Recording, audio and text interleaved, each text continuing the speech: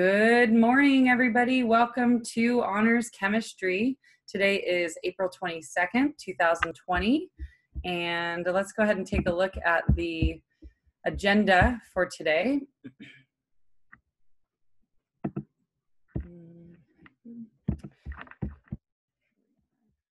All right, so today's agenda was, let's see, we have our Zoom meeting right now. I've asked you to please print or access the intermolecular forces guided notes that I uploaded to Google Classroom.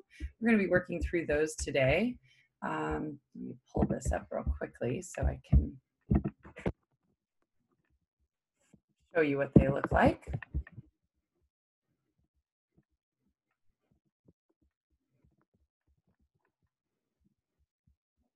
There's somebody else.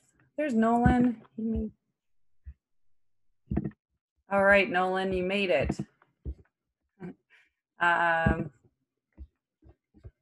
So it was this one here, the intermolecular forces guided notes. This is what we're going to be going through today. So if we're ever going to be using notes, it kind of depends on the type of digital learner you are, but you could either access this digitally, and if you use one of the programs to type over it and make it look nice, like Cami or something that you've used for me to submit some of your work on Google Classroom. You can do that on your computer, or if you would prefer to print it out and do it by hand, that's fine too. But we're going to be comparing some intermolecular forces and bond types today. We will do molecule of the week also, and then I just wanted to review a few things about that web quest. I also have a short video, TED Ed video for you on the meaning of parts per million. So that's our plan for today. Molecule of the week, we're going to talk a little bit about the web quest, parts per million video, which is only a couple minutes long, and then we'll do those notes on intermolecular forces and you'll be out of here. Tonight, I would like you to, in honor of Earth Day, listen to a podcast. I know this is a little different and it's new for me too. I've never assigned a podcast for homework before, but maybe you'll like it. It's a podcast about the history and politics associated with the discovery of acid rain and kind of the burden that the scientists went through in order to convince politicians and the public that acid rain existed, and how they discovered it and where the causes were. It's only a 30-minute podcast, and I encourage you all to sit back, relax, and just listen. I know that we're all busy, but we're all stuck in our houses too. So take 30 minutes today, even just go sit outside and enjoy the beautiful weather and the clean air. I don't know if you guys have noticed how clean our air is now that nobody's driving around anymore, but it's just absolutely gorgeous days we've been having. So go sit outside if you can and listen to that podcast for 30 minutes, relax. And there's a few questions that come along with it in a form of a Google form. You'll see it in the classwork on here on Earth Day. There's just a few quiz questions just to see if you actually listen to the video. You might want to look at the questions first and then listen so that you know which questions to listen for. And I hope you enjoy a podcast that's about our planet. I'm trying to get you guys to understand and appreciate a little bit about the chemistry that happens in our atmosphere. And then the optional extra credit assignment I just told you all about and the history of that. Hug a tree, post a video of yourself doing so on your new InstaChem account. And don't forget to also sign in on the attendance sheet today. Ozon, if you're here, I don't see all the participants, but Ozon, you consistently forget to sign in on the attendance sheet. Lucky for you, I often see you in these video sessions, but please don't forget to go over there, because if I don't happen to see you, then I'm not going to mark you present. Okay. Okay. Thanks. I signed in for today. Thank you. Okay. Good. You're welcome. And then tomorrow, I'm just going to put a worksheet out for you guys to do. I'll put the answer key up on Google Classroom. It'll be based on what we talk about today. And then and you won't have to submit that. That's just extra practice. And then 9 a.m., we'll have another Zoom meeting on Friday. We'll review anything you have about, any questions you have about the phase changes worksheet. And then I'll come up with a little something else for us to do. I haven't gotten there quite yet. So, all right, so let's go ahead and get started with Molecule of the Week.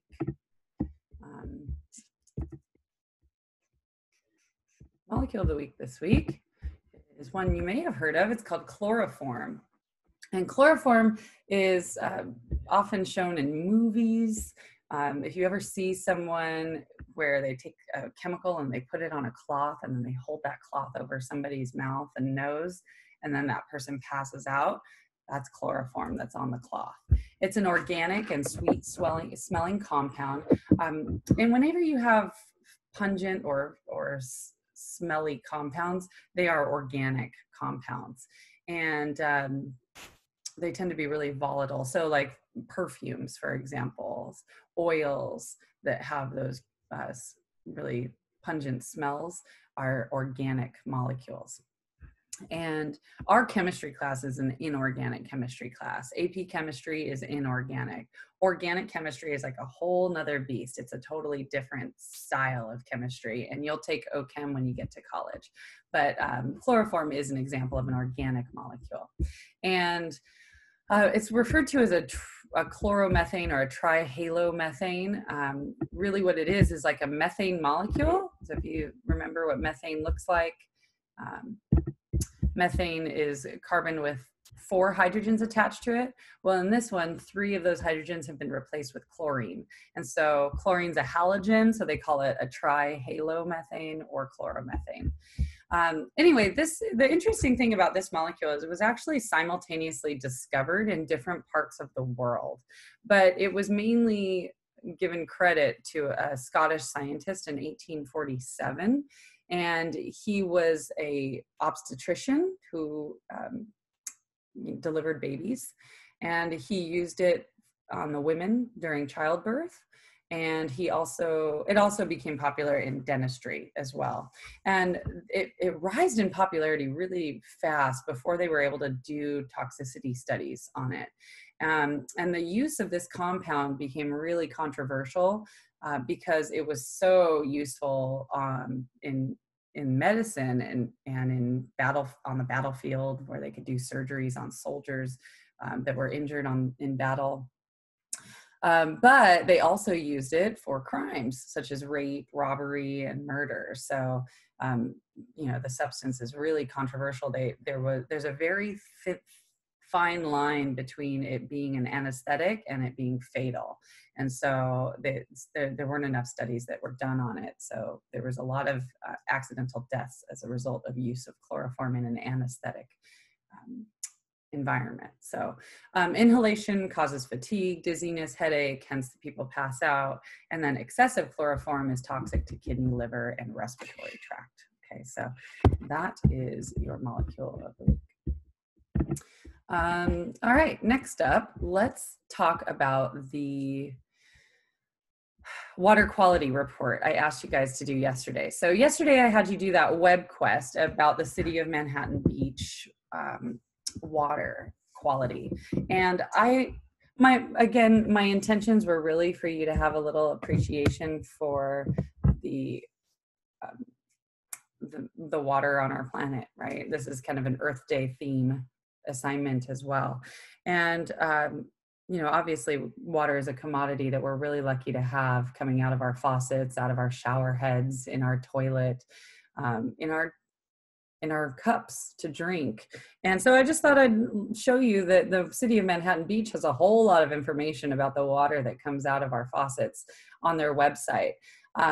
Unfortunately, they have completely revamped the City of Manhattan Beach website since I wrote that worksheet a couple years ago. So I spent some time the other night going through and actually making links to the pages to go to where you could find the information. And I tried to adjust the questions, but unfortunately, I think I missed a couple of them, and some of you brought that to my attention. So my sincere apologies if you were frustrated because you couldn't find the survey, or you couldn't find the graph, or you couldn't solve a certain calculation.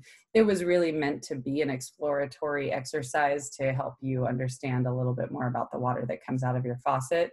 Certainly not meant to be a frustrating exercise at all. So if you couldn't find the answers to something, please don't fret. And in the future, if that happens, don't hesitate to just reach out to me and say, what do I do? But this was just a special circumstance because they changed the layout of their website since I had originally written that. Anyway, my point being is, and what I wanted to talk to you about in more detail today was concentrations, because this is something we're going to be getting into, is how do they measure concentrations of different substances in a solution? So really the tap water that comes out of our faucets is a solution. And I want to go back to share my screen. You should be seeing now the water quality report that you pulled up for the city of Manhattan Beach. So this was for the 2018 calendar year. This was the water that came out of our faucets in 2018. And so this is the 2019 water quality report. And this comes out usually in the spring. So I anticipate that your parents will be receiving this. They send this every year to all water customers. By law, they have to. And so it's just showing us what kinds of things are in our water. And it's pretty fascinating if you look closely. I mean, there's a lot of elements here you should recognize, you know, aluminum, antimony, arsenic, barium. Heck, these are all on the periodic table, right? And they're all found in our drinking water. You also have some polyatomic ions, nitrates, nitrites, perchlorates, right? And you should hopefully recognize these units too. Micrograms, remember that little mu there is a micro, milligrams. There's also some places on here, I think, that have nanograms, perhaps. I don't see them right off the top of my head, but I think it's on here somewhere if I remember correctly. Anyway, most people probably have no idea what this stuff means, right? When most people see like this little micro here, let's see, little micrograms.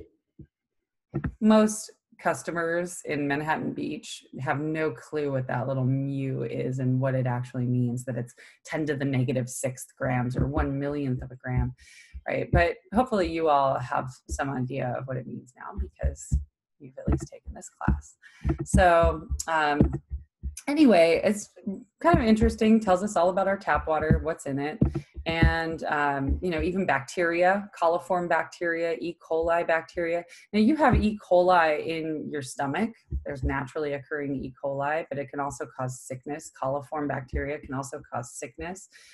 This is why after a big storm, they tell us not to go swimming in the ocean, because all the bacteria that comes from the runoff in the ocean can make you sick. So, you know, surfers out there often can get sick. As a matter of fact, I even have my best girlfriend's father got hepatitis C from surfing in the ocean after a big storm. So yeah, you can get sick because there's a lot of runoff that goes out into the ocean. If you look closely at storm drains around your neighborhood, you probably notice that there are signs that say runoff leads to ocean, right? Because that's where a lot of our water waste goes. The other thing I wanted to point out and talk a little bit more about is what these things mean in terms of parts per million, parts per billion, parts per trillion. These here you can see that a parts per million is equivalent to, let's see here, this is what I'm looking at right here. Okay. Parts per million is equivalent to a milligram per liter. Parts per trillion, parts per trillion and parts per billion are nanograms per liter, micrograms per liter. So I just wanted to show you, this is how they measure the concentrations of different things in our tap water. And we're going to be studying concentrations more later on in this unit, very soon, actually, probably as soon as next week. But it's hard for me to show you digitally what that means. I have some phenomenon I could do if we were together in class. But so to give you kind of an appreciation for, or an understanding of what a parts per million means, I'd like to show you a quick video. So you'll notice here that the milligrams per liter is a parts per million. So anywhere here where they're looking at milligrams per liter, like magnesium or alkalinity is measuring how acidic or basic the water is. Anywhere where they have milligrams per liter chloride in the water, those are all measured in parts per million. Micrograms per liter means parts per billion, and nanograms per liter means parts per trillion. But let me go ahead and show you this quick video from, it's actually not what I wanted. It was this one that I wanted. It's just a short video about parts per million. It's only 2.5 minutes long. So hopefully it'll help you visualize what those. The great enemy of writing isn't your own lack of talent, it's being interrupted.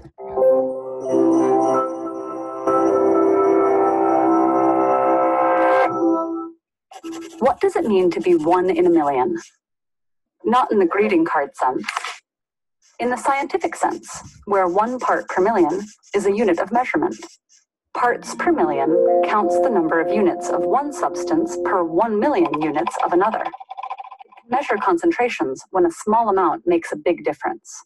For example, a concentration of just 35 ppm of carbon monoxide in the air is poisonous to us. We encounter measurements like this pretty often, but because it's hard to conceptualize really large numbers, it's difficult to wrap our brain around what 1 part per million really means. So here are 9 helpful ways to visualize it. If you had 11,363 pianos worth of piano keys, one of those keys would be about 1 part per million. So would a single granule of sugar among 273 sugar cubes. 1 second in 11.5 days. Or 4 dots in the painting A Sunday Afternoon on the Island of Le Grand Jatte. Your bathtub's capacity is about 60 gallons, so 7 drops of ink would be 1 part per million. The English version of the Harry Potter series has 1,084,170 words, which makes hippogriff on page 221 of The Prisoner of Azkaban a little less than 1 part per million. A million kernels of corn is about 1,250 ears, so 1 kernel in that truckload would be 1 part per million. There are 10 million bricks in the Empire State Building, so 1 part per million would be a pile of just 10. And finally, 100 people worked together to animate this video. Collectively, they have about 10 million hairs on their heads. Pluck 10 of those hairs, and you have 1 in a million.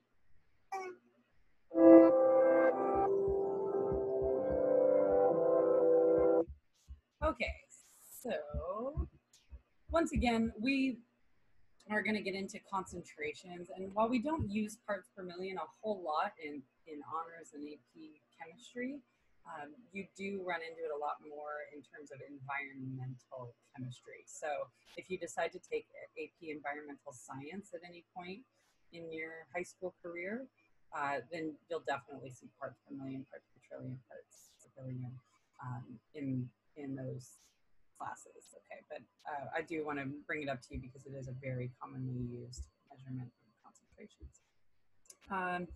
All right, so that's all I really wanted to say about that. Moving on to our, let's see, the next thing on our agenda was the intermolecular forces notes. So if you would please go ahead and access the intermolecular forces guided notes, either on your computer or if you've printed it out, that works too. And I'd like to just go through those notes with you now. So, sorry, let me find mine. I somehow have this pile of paper here. It's a little overwhelming on my desk.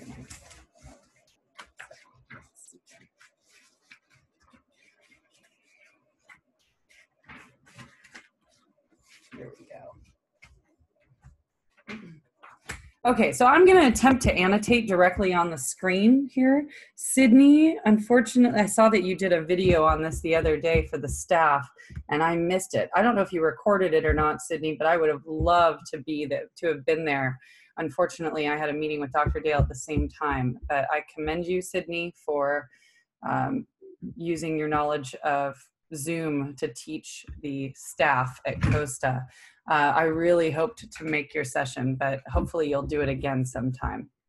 But Sydney did a whole bit about how to annotate on using Zoom, and I'm going to do my best, but I'm sure she could have taught me a few more tricks had I actually gone to her session the other day. Anyway, so let's go here. Intermolecular forces. Let's first start talking about this word intermolecular, okay? Inter is a prefix. Actually, it's a prefix that'll come up on your SAT. And the meaning of the term inter means between. Okay, and I would really love to make this smaller. I don't know how to make it smaller.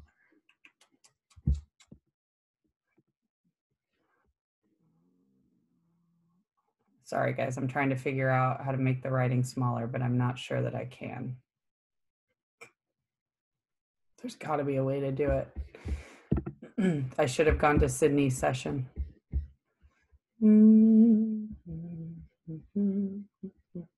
Oh, well, we'll work through it. Anyway, it says intermolecular forces. Inter means between. So we're talking about forces of attraction between different molecules. Okay, so molecular, oops, I didn't mean to do that. Molecular refers to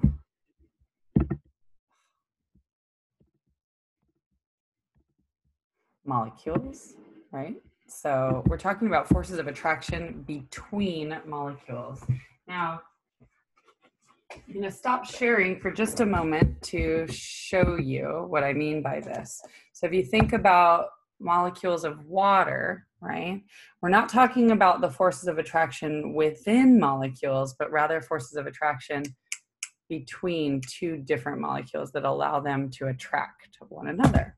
Okay, and I know that I talked about this a bit the other day after our phase changes activity. So hopefully you guys have some sense of what I'm talking about. I like to think of intermolecular forces as if all the molecules are holding hands, and just how strongly are they holding hands. Okay, so hydrogen bonds are the strongest type of intermolecular force. So hydrogen bonds are very strong. Okay. Dipole-dipole is another type of intermolecular force that I'd like you to know about, and they are strong, next in strength.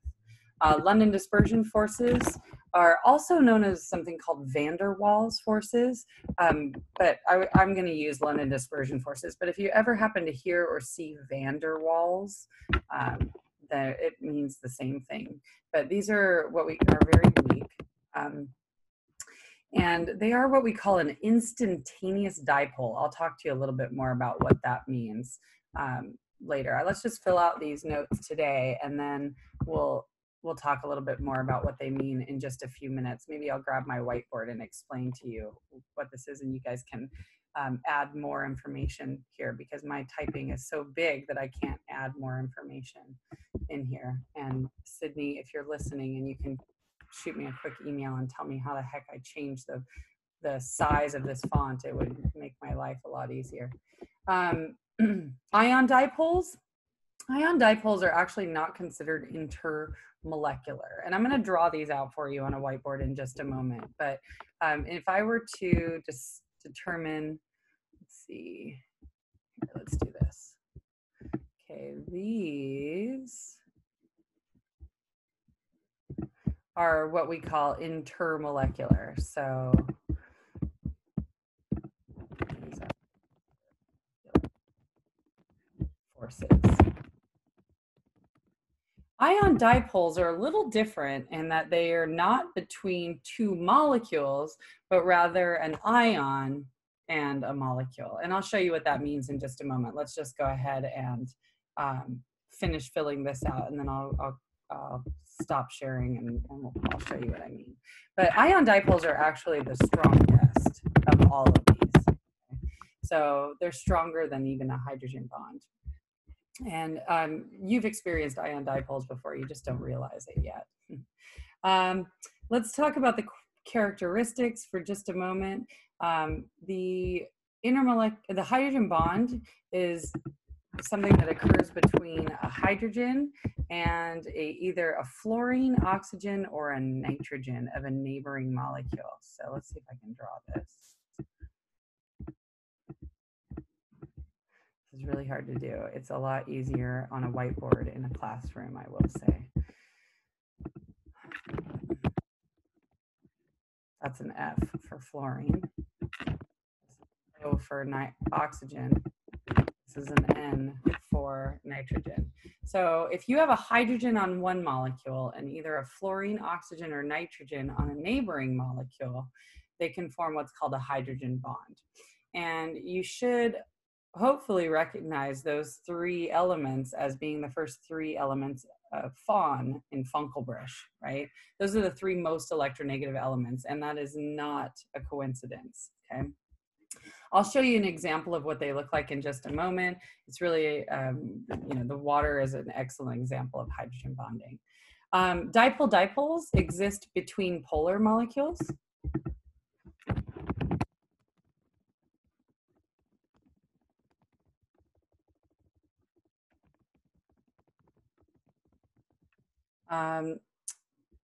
London dispersion forces are always present.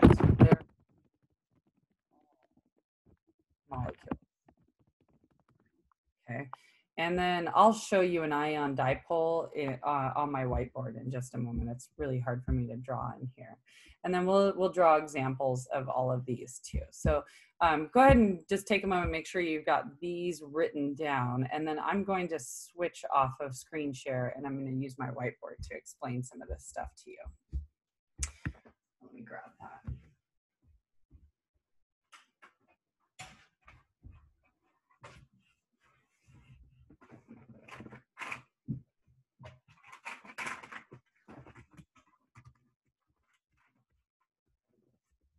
Okay, I'm going to stop sharing this and it's going to go away. So hopefully this will be easiest if you guys switch your view so that you have the one speaker view.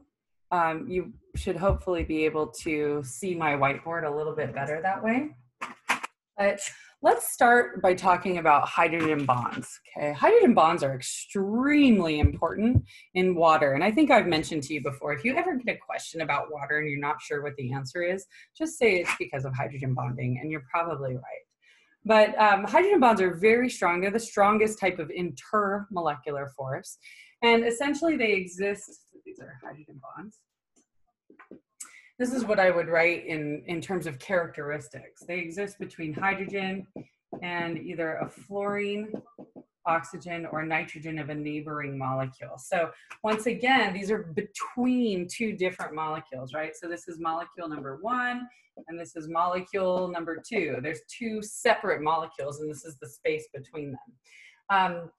I mentioned that Fon is Fon in Funkelbrüsch, right? Those are the fluorine, oxygen, and nitrogen are the three most electronegative elements. And hopefully you remember that electronegative means that it's hoarding electrons. So in other words, these molecules are attached to, some other atoms here, right? Some atom X, the rest of the molecule. And whatever they're attached to, they're going to be super duper electronegative and be hoarding the electrons in the bonds that they're participating in, which means they're going to have a really, really strong partial negative charge, okay? They're going to have a very big dipole moment because the electrons are going to spend a lot of time near those really electronegative elements. And the important thing about a hydrogen bond is that this hydrogen also has to be attached to something that's really electronegative. So usually the hydrogen would be attached to a fluorine, oxygen, or nitrogen.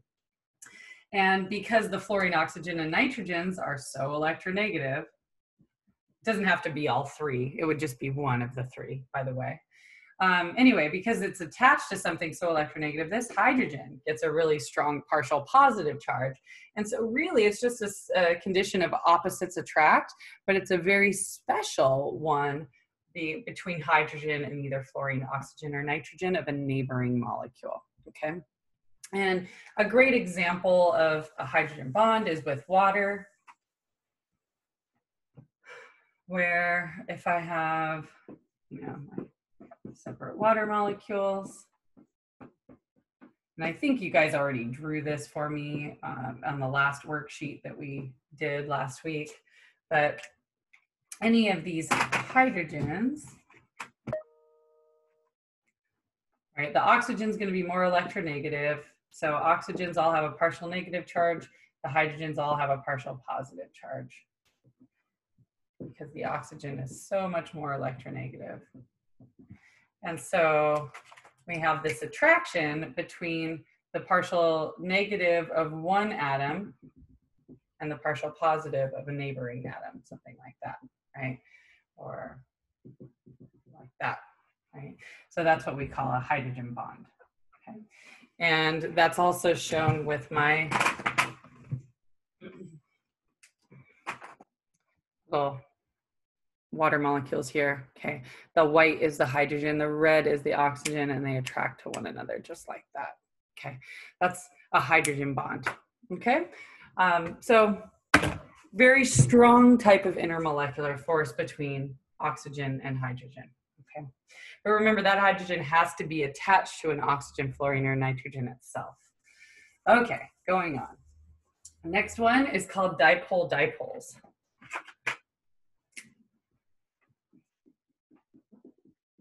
Now, dipole-dipole is basically the same concept as a hydrogen bond, except it's just between any polar molecule. So we know water is polar.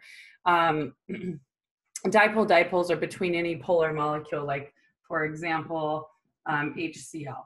Right? Okay, hydrochloric acid is also a polar molecule, right? The chlorine is more electronegative. So the chlorine hoards the electrons for itself, giving the hydrogens partial positives and the chlorine a partial negative charge. And so there's an attraction between a partial positive of one molecule, the partial negative of a neighboring molecule. And there we go. That's my dipole-dipole interaction there. Okay. Now you might say, well, isn't that the same thing as a hydrogen bond? Yeah, it's exactly the same thing, except a hydrogen bond is a special type of dipole-dipole. So a hydrogen bond is really a dipole-dipole. It's just a very strong dipole-dipole interaction that gets its own name. To be honest with you, I really don't like the name hydrogen bond because it's not really a bond. A true bond is a covalent bond where electrons are being shared.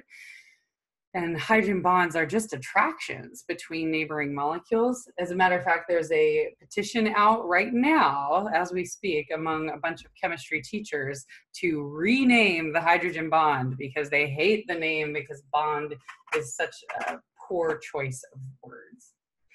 It's not really a bond at all. But a hydrogen bond is a special type of dipole-dipole. It's just an especially strong dipole-dipole because it involves the most electronegative element. Okay. Next one was London dispersion forces.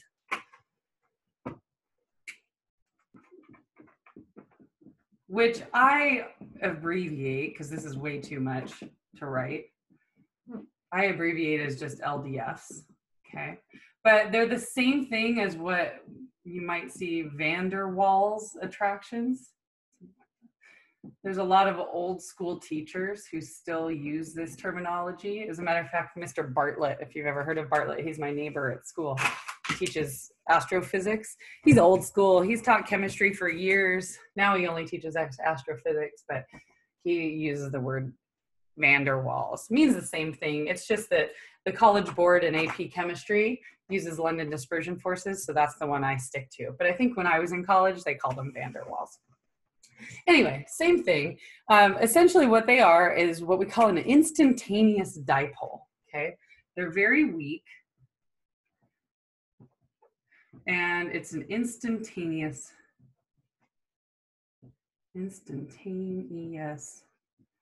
dipole. Okay. Now, London dispersion forces occur everywhere. They occur between all molecules. Okay. And they're the only intermolecular force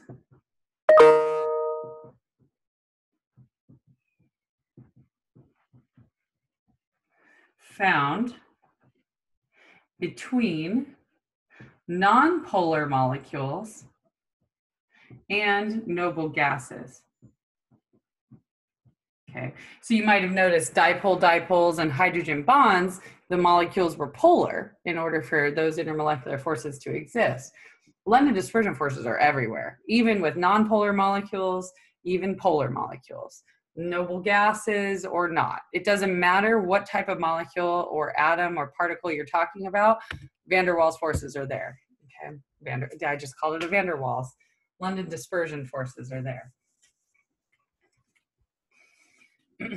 And really, what does it mean? So you might want to wonder, what does that word instantaneous dipole actually mean? Well, let's think about helium atoms. For example, let's imagine helium inside of a balloon, okay? You've got these electrons that are going around and around and around the nucleus, okay? And so these electrons are moving very rapidly, very randomly, okay? And it just so happens by chance that the electrons might be more concentrated on one side of the atom just for an instant, just for a split second in time, okay? Just for an instant, they might be more concentrated on one side, which would give this side a partial negative charge because the electrons are over there. And then this side would have a partial positive charge. And the partial positive on this atom would actually attract the electrons of the neighboring atom on that side, giving this a partial negative, and this is a partial positive, right? And so, and then it would happen on down the line, right? The next helium atom would have its electrons attracted over. And so we've got this instant attraction. Just instantaneous means just for a split second in time. We've got this dipole that's created, almost like it's polar, but it's not polar, okay? It's just due to the random motion of electrons. And that's what we call an LDF, a London dispersion force, okay? So because all atoms and all molecules have randomly moving electrons, that means the LDFs can occur everywhere, okay? And they're just instantaneous dipoles that are due to random motion and random movement of electrons. Now, when I talk about intermolecular forces, I always think about a game I used to play as a young girl on the playground in elementary school. I don't think they play this game very often anymore, and you'll understand why in just a moment. But the name of the game was Red Rover. Maybe some of you played it. But the way Red Rover would work is, as a class, we would go out to a big field, and we would divide the class into 2 teams. And each team would form a line on opposite sides of the field. And we'd hold hands, and we'd say, when it's your team's turn, you'd hold hands and you'd say, Red Rover, send Sean right over. And Sean would come running through, and he would try to break through our hands.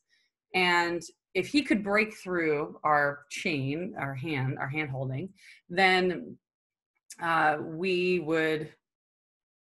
if he could break through, then he would get to take somebody back to his team.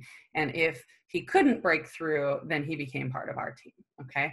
And so that's basically how the game worked. Now, if we had someone super duper athletic, like, I don't know, I'm trying to think of someone really athletic in the class, Diego, super duper athletic. He's a wrestler, right? And so we know that if we call Diego over, he's going to come running super duper fast, and we better be prepared. So we would make this like impenetrable bond. We would actually hold forearms like this so that Diego wouldn't be able to break through with his lightning speed. Now, you can imagine why they don't play this game very often anymore, because if Diego came running full speed through kiddo arms like this, there were probably a lot of broken forearms as a result. But the way I think of it is that this bond was like the impenetrable bond when we were playing Red Rover, right? So this would be like a hydrogen bond where you're holding hands or you're grasping forearms with your neighbor. This, just holding hands regularly, would be like a dipole-dipole, okay? It's still pretty strong, but not super duper strong. And then if you were to just link pinkies with the person next to you, that would be like a London dispersion force, really, really weak, okay?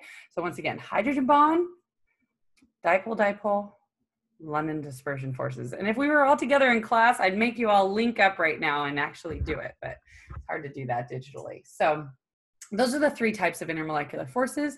If you think of every person like a molecule, it's like the way they're holding hands. How strongly are they holding hands with one another? Now, the last one that comes up that really isn't an intermolecular force at all, but it does get it grouped in with it as an intermolecular force, is called an ion-dipole interaction. And an ion-dipole interaction occurs between an ion, like sodium, for example, and a polar substance, like water, for example. So let's think about something you've probably seen whoever does the cooking in your family do. Put salt in spaghetti water. Okay. Oftentimes, people put salt in spaghetti water, and I remember doing this to my mom once. I asked her, "Mom, why are you putting salt in the spaghetti water?" And she says, "Well, because it makes the water boil faster." A lot of people think it makes the water boil faster, which actually isn't true. It doesn't boil faster. As a matter of fact, it takes longer to boil. And let's talk about why that is. So we have the water molecule we know is polar, right? It's partial negative and partial positive.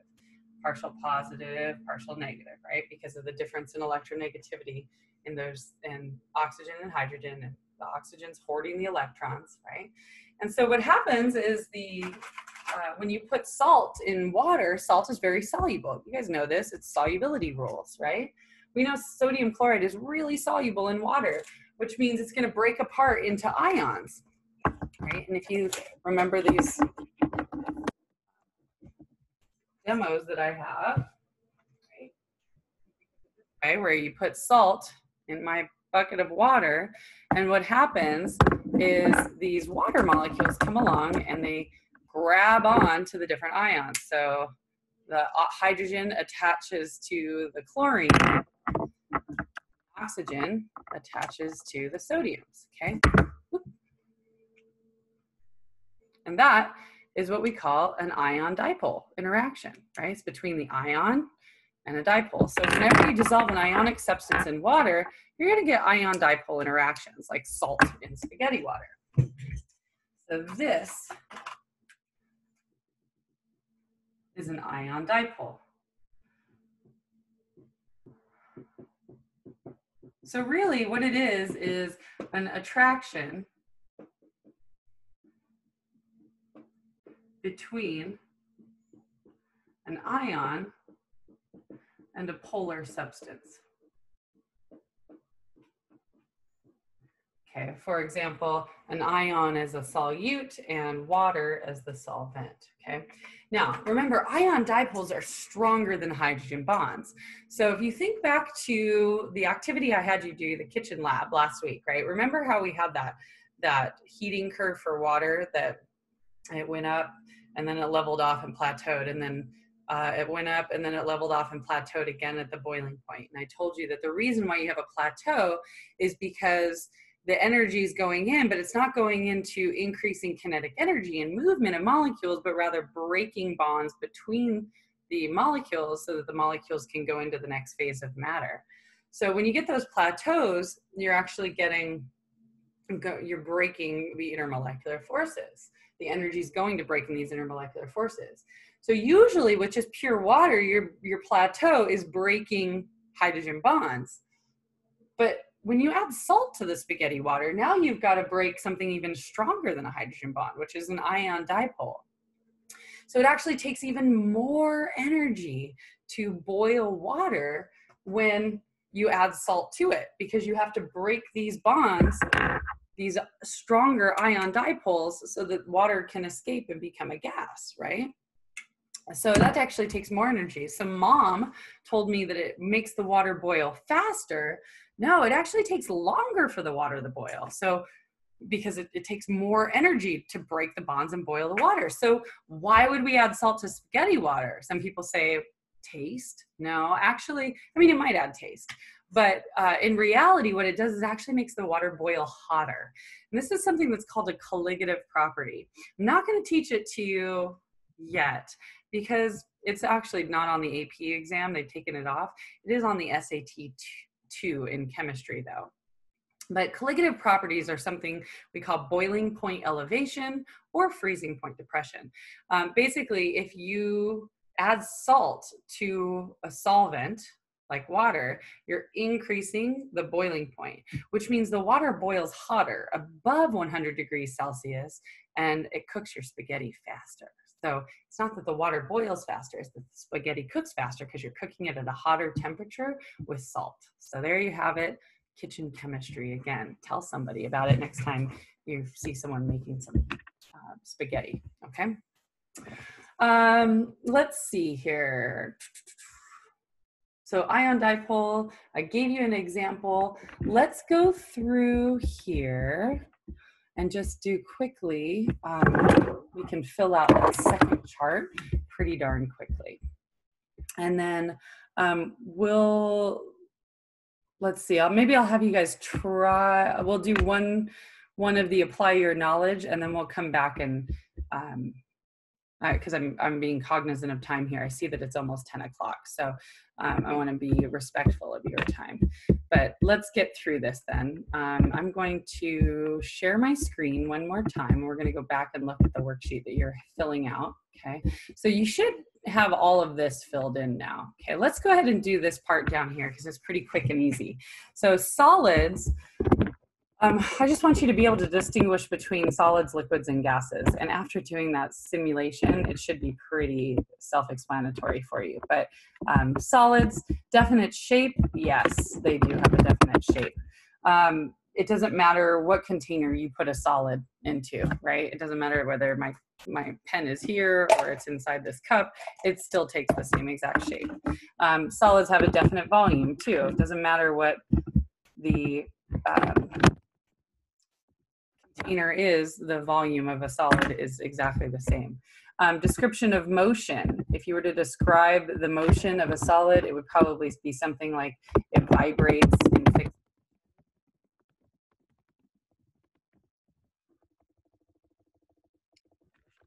Do this in smaller.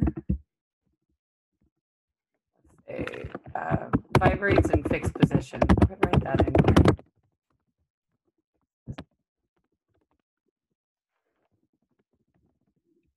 Intermolecular forces in a solid are really, really strong.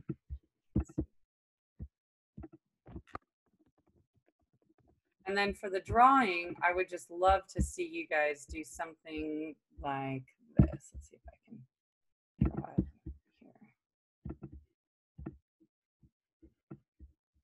Yeah, they're just really tightly packed.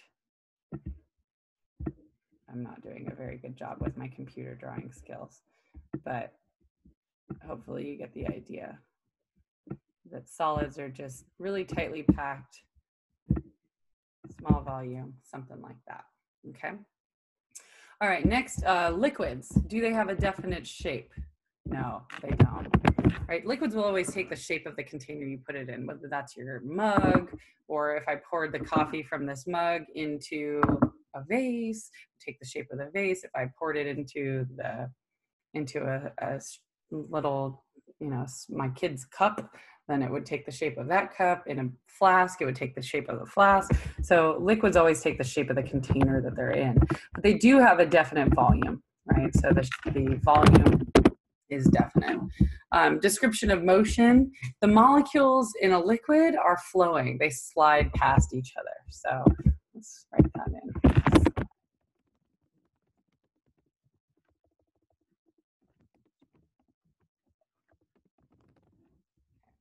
Intermolecular forces, yeah, they've got intermolecular forces. They have some. And then a drawing would be, you know, the molecules would be a little bit farther apart. Something a little bit more like this. Because remember, in order to melt the substance to go from a solid to a liquid, you have to break those intermolecular forces. That's why you had that first plateau in your heating curve for water when you did this in your kitchen, okay? All right, and then the last one, gases. Do gases have a definite shape? Absolutely not. They always expand to fit the size of their container. Do they have a definite volume? No, they don't. Gases always expand to fit the size of their container. Their description of motion is going to be very random. Remember, gas molecules are like really bad pilots, right? They're random motion. And let's see, random, and I'll say it's also, they also move really rapidly. Right? Rapid random motion. Intermolecular forces are very few or none even. One of the parts of the kinetic molecular theory says that there are no forces of attraction. That's just an assumption that we make so we can study gases. But there are, you know, almost no intermolecular forces. Those gas particles are really far apart. We assume that they don't influence one another's behavior at all. And then if we were to draw a gas particle, gosh, I'm going to draw it for you on my board instead here, because for me, it seems like it would be easier to draw. But I would just draw, you know, a gas, something like a cloud where you have these particles that are moving super duper fast in random directions. Okay, and that's what I would draw for gases. Okay, so I see here that it's already past 10 o'clock. So you know what, let's just pause. We'll, you know what, you guys aren't going to be able to do the worksheet tomorrow unless I do this with you. Let's see here. Hold on. Give me just a moment. Let me look at that worksheet one more time and make sure.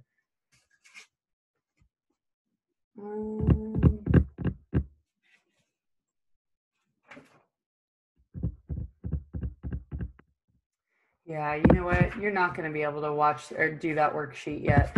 I'm gonna change our agenda just so slightly, ever so slightly. I'll give you guys a little something else to do tomorrow instead of the phase changes worksheet, because you're not quite ready for it. So when we come back on Friday, we'll go ahead and finish up these notes. We'll apply this knowledge to certain molecules and see how we can solve those types of problems. And then I'll even show you some calculations too, so that you guys can work on that other worksheet later. Okay, so I'm going to go ahead and stop recording now. And then if you have questions, please stick around. So thanks for coming.